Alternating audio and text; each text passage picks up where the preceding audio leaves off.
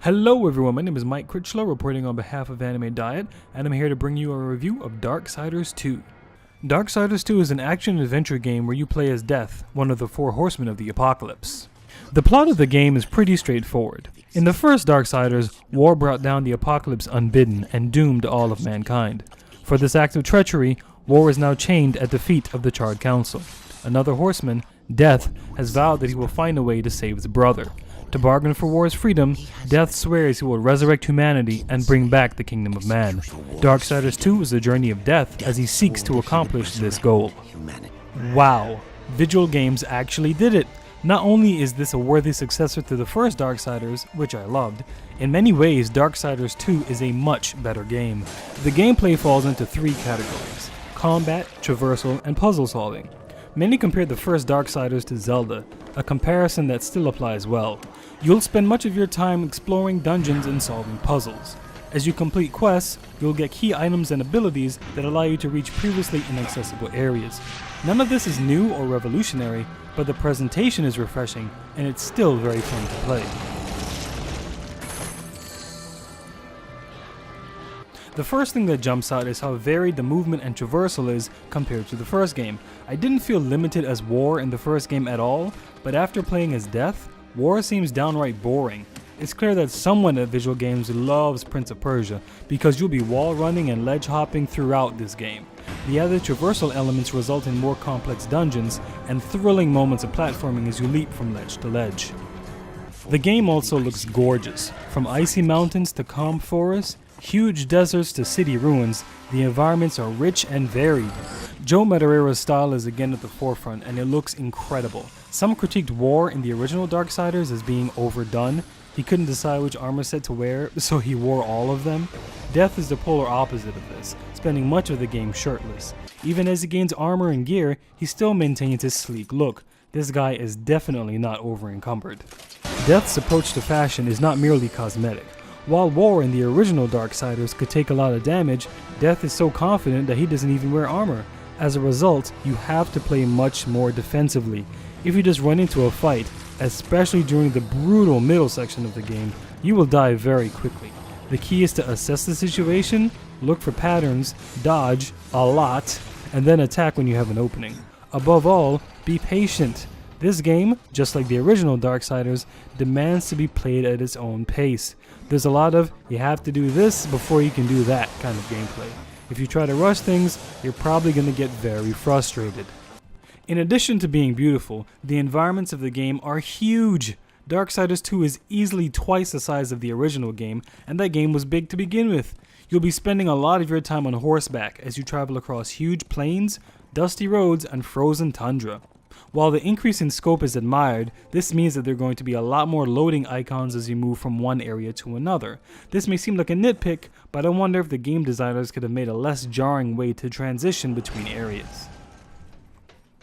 Death, along his way, will encounter many NPCs. Merchants sell consumables, like health potions, while blacksmiths sell armor and weapon upgrades. These characters give him quests, flesh out background details, and basically set him on the right path to complete his quest. They'll also give optional side missions, in case you're feeling extra adventurous. One of the aspects that I really liked about the game was how huge and open it was. Granted, there's always a marker showing you where you should go next, but you could completely ignore that and just go exploring. I love that. It really made me feel like I, as a player, was making my own path. On one of these off-the-beaten-path explorations, I encountered a boss that was way out of my league. I thought I could take him, but then I realized that one hit from him took away twice my max health at the time. Then I was like, I don't need to be here right now. And then I left the area and set off again on my adventure. The fact that the game is so big that it makes allowances for encounters like this, I think that's really cool.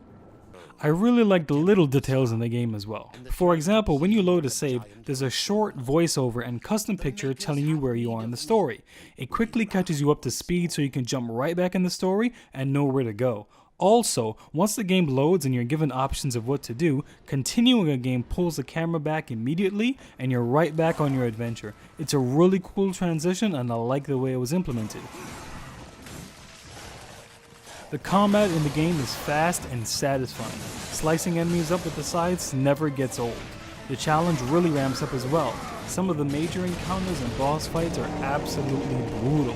While challenging, they never seem unfair.